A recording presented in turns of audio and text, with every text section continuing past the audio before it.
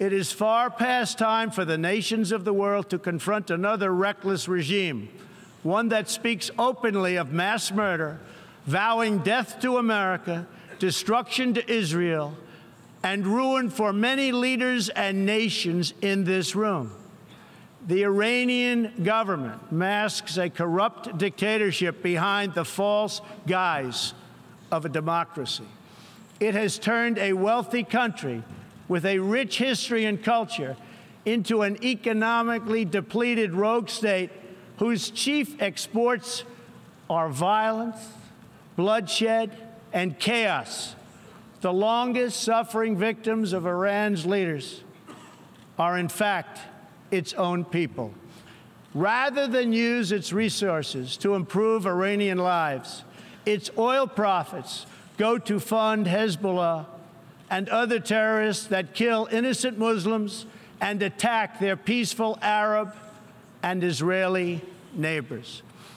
This wealth, which rightly belongs to Iran's people, also goes to shore up Bashar al-Assad's dictatorship, fuel Yemen's civil war, and undermine peace throughout the entire Middle East.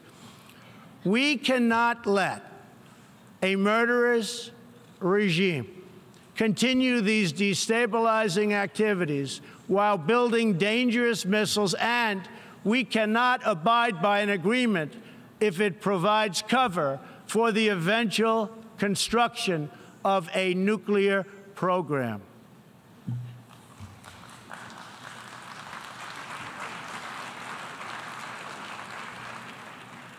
The Iran deal was one of the worst and most one-sided transactions the United States has ever entered into. Frankly, that deal is an embarrassment to the United States, and I don't think you've heard the last of it, believe me.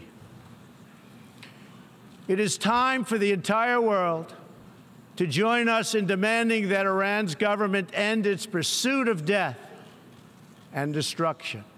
It is time for the regime to free all Americans and citizens of other nations that they have unjustly detained.